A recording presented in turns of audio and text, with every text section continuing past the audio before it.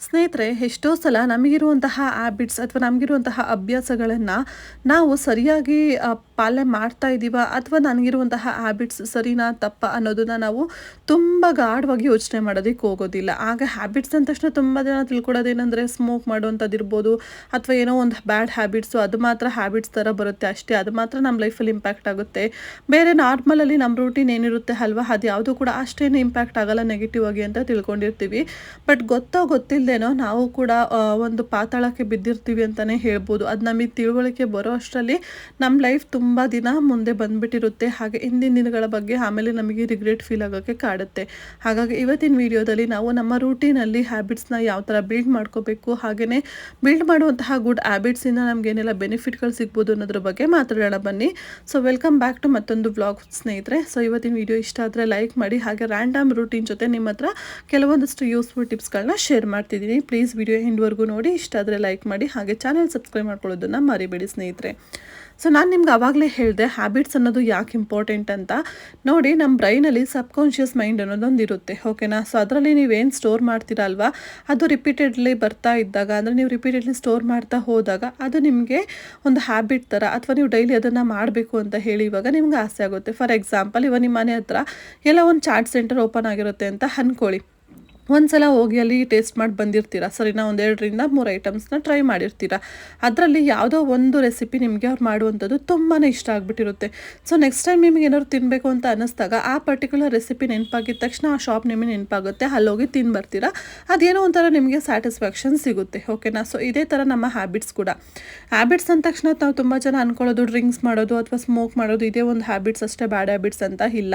ನಮ್ಮ daily ರೂಟೀನಲ್ಲಿ especially ಹೆಣ್ಮಕ್ಳಿಗೆ mood swings ಅನ್ನೋದು ತುಂಬ ಜಾಸ್ತಿ ಇರುತ್ತೆ ಸ್ನೇಹಿತರೆ. ಹಾಗಾಗಿ ನಮ್ಮ ಮೂಡ್ ಯಾವಾಗಲೂ ಒಂದೇ ಥರ ಇರಲ್ಲ.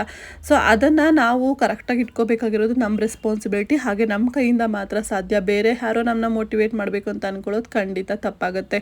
ಹಾಗಾಗಿ ನಿಮ್ಮನ್ನು ನೀವು ಹೇಗೆ ಬ್ಯಾಲೆನ್ಸ್ ಮಾಡ್ಕೊಳ್ತಾ ಇದ್ದೀರಾ. ಇನ್ ಕೇಸ್ ನಿಮಗೆ ಎವ್ರಿಡೇ ರೂಟೀನ್ ತುಂಬಾ ಬೋರ್ ಅನ್ನಿಸ್ತಾ ಇದೆ, ಅಥವಾ ನಿಮಗೇನೋ ಅಷ್ಟು ಪ್ರೊಡಕ್ಟಿವ್ ಅಂತ ಅನ್ನಿಸ್ತಾ ಇಲ್ಲ, ನಾನು ಇಡೀ ದಿನ ತುಂಬ ಕೆಲಸ ಮಾಡ್ತಾ ಇದ್ದೀನಿ ಬಟ್ ನನಗೇನೋ ಮನಸ್ಸಿಗೆ ಒಂದು ನೆಮ್ಮದಿ ಸಿಗ್ತಾ ಇಲ್ಲ, ಸ್ಯಾಟಿಸ್ಫೈ ಅಂತ ಅನ್ನಿಸ್ತಾ ಇಲ್ಲ ಅಂತ ಅಂದರೆ ಮೊದಲು ನೀವು ನಮ್ಮ ರೂಟೀನ್ನ ಚೇಂಜ್ ಮಾಡ್ಕೋಬೇಕು ಅಂತ ಅರ್ಥ ಅಲ್ಲಿಗೆ, ಓಕೆನಾ. ತುಂಬ ಜನ ಅನ್ಕೋಬೋದು, ನಾವು ವರ್ಷಾಂಗಟ್ಲೆಯಿಂದ ರೂಟೀನ್ ಮಾಡ್ಕೊಂಬಂದಿದ್ದೀನಿ, ಇವಾಗ ಹೆಂಗಪ್ಪ ಚೇಂಜ್ ಮಾಡೋದು ಅಂತ. ಯಾಕೆ ಸಾಧ್ಯ ಇಲ್ಲ? ಖಂಡಿತ ಸಾಧ್ಯ ಇದೆ. ಆದರೆ ನಾವು ಪ್ರಯತ್ನ ಮಾಡೋಕ್ಕೆ ರೆಡಿ ಇಲ್ಲ ಅಷ್ಟೇ. ನಮ್ಮ ಬ್ರೈನು ತುಂಬಾ ಲೇಸಿ ಇರುತ್ತೆ, ಓಕೆನಾ. ನೀವೇನಾದ್ರು ಒಂದು ಹೊಸ ವಿಚಾರನ ಅದಕ್ಕೆ ಫೀಡ್ ಮಾಡಲಿಕ್ಕೆ ಸ್ಟಾರ್ಟ್ ಮಾಡಿದಾಗ ಅದು ತುಂಬಾ ಡಿಸ್ಕಂಫರ್ಟ್ ಫೀಲ್ ಆಗುತ್ತೆ. ಆಗ ಅಷ್ಟು ಈಸಿಯಾಗಿ ಅದನ್ನು ತೊಗೊಳ್ಳೋದಿಲ್ಲ. ಹಾಗಾಗಿ ನೀವು ಸ್ಟೆಪ್ ಬೈ ಸ್ಟೆಪ್, ಅಂದರೆ ಕನ್ಸಿಸ್ಟೆಂಟಾಗಿ ಅದನ್ನ ಫಾಲೋ ಮಾಡಬೇಕು. ಆವಾಗ ಮಾತ್ರ ಅದು ಕೂಡ ಅಗ್ರಿ ಆಗಲಿಕ್ಕೆ ಪ್ರಯತ್ನ ಮಾಡುತ್ತೆ. ಇಲ್ಲ ಅಂತಂದರೆ ಒಂದಿನ ನೀವು ಮಾಡ್ತೀರಾ, ನೆಕ್ಸ್ಟ್ ಡೇ ಅದು ನಿಮ್ಮನ್ನು ಲೇಸಿ ಆಗಿರಲಿಕ್ಕೆ ಅಂತ ಟ್ರೈ ಮಾಡುತ್ತೆ. ಬಟ್ ನೀವು ಲೇಸಿ ಆಗದೆ ಪ್ರೊಡಕ್ಟಿವ್ ಆಗಿ ನಿಮ್ಮ ರೂಟೀನ್ನ ಸೆಟ್ ಮಾಡ್ಕೋಬೇಕು. ಎಸ್ಪೆಷಲಿ ಹೆಣ್ಮಕ್ಳಿಗೆ ಮಾರ್ನಿಂಗ್ ರೂಟೀನ್ ಅನ್ನೋದಂತೂ ತುಂಬಾ ಕ್ವಿಕ್ ಆಗಿರಬೇಕು ಅಂತ ಎಲ್ಲರೂ ಎಕ್ಸ್ಪೆಕ್ಟ್ ಮಾಡ್ತಾರೆ.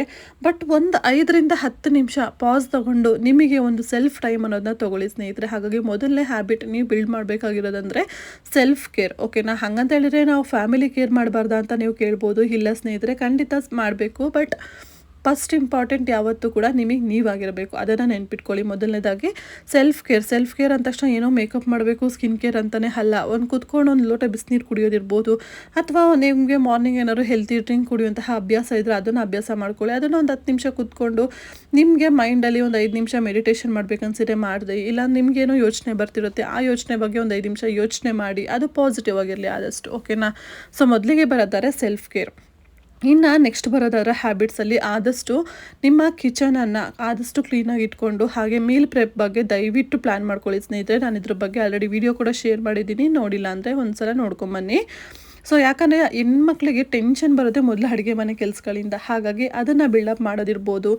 ಇನ್ನು ನೆಕ್ಸ್ಟ್ ಬರೋದಾದರೆ ನಿಮಗೆ ಆದಷ್ಟು ನಿಮಗೆ ಸಾಧ್ಯ ಆದರೆ, ಓಕೆನಾ, ನಾನು ಸಾಧ್ಯ ಆದರೆ ಅಂತ ಪರ್ಟಿಕ್ಯುಲರಾಗಿ ಮೆನ್ಷನ್ ಮಾಡಿ ಹೇಳ್ತಾ ಇದ್ದೀನಿ ಸ್ನೇಹಿತರೆ. ಮಾರ್ನಿಂಗ್ ಬ್ರೇಕ್ಫಾಸ್ಟ್ ಮಾಡ್ತೀರಲ್ವ, ಅದ್ರ ಜೊತೆಯಲ್ಲೇ ನೈಟಿಗೆ ಆಗೋ ಥರ ಏನಾದ್ರು ಒಂದು ಸಾಂಬಾರನ್ನ ಕೂಡ ಪ್ಲ್ಯಾನ್ ಮಾಡಿಬಿಡಿ ಮಿಡಲಲ್ಲೇ. ಸೊ ಆವಾಗ ನಿಮಗೆ ನೈಟ್ ಸ್ವಲ್ಪ ಟೈಮ್ ಸಿಗುತ್ತೆ, ಆವಾಗ ನೀವು ಆರಾಮಾಗಿ ರಿಲ್ಯಾಕ್ಸ್ ಮಾಡ್ಬೋದು. ಇಲ್ಲ ಅಂತಂದರೆ ಬೇರೆ ಏನಾದ್ರು ಎಕ್ಸ್ಟ್ರಾ ಕೆಲಸಗಳಿಗೆ ಟೈಮ್ ಕೊಡೋಕ್ಕೂ ಕೂಡ ಸರಿ ಹೋಗುತ್ತೆ.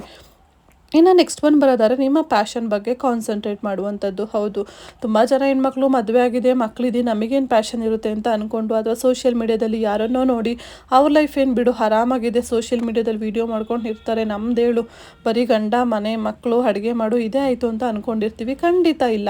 ಯಾರು ಕೂಡ ನಿಮಗೆ ಅದನ್ನು ಮಾಡಬೇಡ ಇದನ್ನು ಮಾಡಬೇಡ ಅಂತ ಹೇಳ್ತಾ ಇಲ್ಲ. ಪ್ಯಾಷನ್ ಅಂತ ತಕ್ಷಣ ಅರ್ನಿಂಗ್ಸ್ ಬರಲೇಬೇಕು ಅಂತಲೂ ಏನಿಲ್ಲ. ನಿಮ್ಮ ಮನಸ್ಸಿಗೆ ಖುಷಿ ಸಿಗಬೇಕು, ಹಾಗೆ ನಿಮ್ಮ ಕ್ರಿಯೇಟಿವಿಟಿ ಆಚೆ ಬರಬೇಕು ಅಷ್ಟೇ. ಸೊ ಗೊತ್ತಿಲ್ಲ, ನಿಮ್ಮನ್ನು ಯಾರೂ ಕೂಡ ಇಲ್ಲಿ ಇವ್ಯಾಲ್ಯೂಯೇಟ್ ಮಾಡೋಕ್ಕೆ ಬರ್ತಿಲ್ಲ ಅಲ್ವಾ. ಸೊ ನೀವು ಮಾಡಿ ತಪ್ಪೇನಿಲ್ಲ ಅಲ್ವಾ. ಸೊ ಒಂದು ಸಲ 2 ಸಲ ತಪ್ಪಾಗ್ಬೋದು, ಬಟ್ ಆಮೇಲೆ ನೀವು ಅದರಿಂದ ಏನೋ ಒಂದು ಕಲಿತೀರಾ ಅಲ್ವಾ. ನಿಮಗೊಂದು ಮನಸ್ಸಿಗೆ ಒಂಥರ ಸಮಾಧಾನ ಅನ್ನೋದು ಸಿಗುತ್ತೆ ಸ್ನೇಹಿತರೆ. ಹಾಗಾಗಿ ದಯವಿಟ್ಟು ನಿಮ್ಮ ಪ್ಯಾಷನ್ ಬಗ್ಗೆ ಕಾನ್ಸಂಟ್ರೇಟ್ ಮಾಡಿ. ಹಾಗೆ ಇನ್ನು ನೆಕ್ಸ್ಟ್ ಬರೋದಾದ್ರೆ ನಿಮ್ಮ ಸ್ಲೀಪಿಂಗ್ ಸೈಕಲ್ ಬಗ್ಗೆ ದಯವಿಟ್ಟು ಗಮನ ಕೊಡಿ. ಯಾಕಂದರೆ ತುಂಬ ಜನಕ್ಕೆ ಇವಾಗ ಟೆನ್ಷನ್ ಆಗಿ ಸ್ಟ್ರೆಸ್ಸಿಗೆ ನಿದ್ದೆ ಕರೆಕ್ಟಾಗಿ ಬರೋಲ್ಲ, ಅದರಿಂದಲೇ ತುಂಬ ಆರೋಗ್ಯಗಳ ಸಮಸ್ಯೆ ಬರ್ತಾ ಇರುತ್ತೆ. ಅದಕ್ಕಾಗಿ ಒಂದು ಯೋಗ ಇರ್ಬೋದು ಅಥವಾ ಎಕ್ಸಸೈಸ್ ಇರ್ಬೋದು, ಅಥವಾ ನಿಮಗೇನಾದ್ರು ಒಂದು ಫಿಸಿಕಲ್ ಆ್ಯಕ್ಟಿವಿಟಿ ಏನು ಇಂಟ್ರೆಸ್ಟ್ ಇರುತ್ತೆ ಅದ್ರ ಬಗ್ಗೆ ಸ್ವಲ್ಪ ಗಮನ ಕೊಡಿ. ದಯವಿಟ್ಟು ಹೆಲ್ತಿ ಲೈಫ್ ಸ್ಟೈಲ್ನ ಮೇಯ್ನ್ ಇಂಪಾರ್ಟೆಂಟ್ ಕೀ ಅಂತ ಇಟ್ಕೊಂಡು ಫಾಲೋ ಮಾಡೋದನ್ನು ಮರಿಬೇಡಿ. ಹಾಗೆ ಯಾಕೆ ನಾನು ಈ ಬೀಟ್ರೂಟ್ ಮತ್ತು ಕ್ಯಾರೆಟ್ ಜ್ಯೂಸ್ನ ಜಾಸ್ತಿ ಕುಡಿತೀನಿ ಅಂತ ಹೇಳಿ ತುಂಬ ಜನ ನನಗೆ ಕಮೆಂಟಲ್ಲಿ ಕೂಡ ಅಂದರೆ DM ಕೂಡ ಮಾಡ್ತಾ ಇರ್ತೀರ, ಇನ್ಸ್ಟಾ ರೀಲ್ಸಲ್ಲೂ ಕೂಡ. ಇದ್ರ ಬಗ್ಗೆ ನೆಕ್ಸ್ಟ್ ವಿಡಿಯೋದಲ್ಲಿ ನಾನು ನಿಮಗೆ ಶೇರ್ ಮಾಡ್ತೀನಿ. ಸೊ ನಾನಿವತ್ತು ಜಸ್ಟ್ ಸಿಂಪಲ್ ಹ್ಯಾಬಿಟ್ಸ್ನ ಹಾಗೆ ಜನರಲಾಗಿ ಎಲ್ರಿಗೂ ಗೊತ್ತಿರುತ್ತೆ, ಬಟ್ ಒಂದು ನೆನ್ಪು ಮಾಡುವಂತಹ ವಿಡಿಯೋ ಅಂತ ಅಂದ್ಕೊಳ್ಳಿ. ಹಾಗೆ ಯಾಕೆ ಇಂಪಾರ್ಟೆಂಟು ನಿಮಗೆ ಹೆಲ್ತಿ ರೂಟೀನ್ ಅನ್ನೋದು ಕೂಡ ದಯವಿಟ್ಟು ಒಂದು ಸಲ ನಿಮಗೆ ನೀವು ಕೂತ್ಕೊಂಡು ಒಂದು 5ರಿಂದ 10 ಪಾಯಿಂಟ್ಸ್ನ ಬರೀರಿ. ನಿಮಗೂ ಕೂಡ ಆವಾಗ ಇದು ರಿಯಾಲಿಟಿ ಅರ್ಥ ಆಗುತ್ತೆ. ಓಕೆನಾ? ಇಷ್ಟ ಆದರೆ ವ್ಲಾಗ್ ಲೈಕ್ ಮಾಡಿ.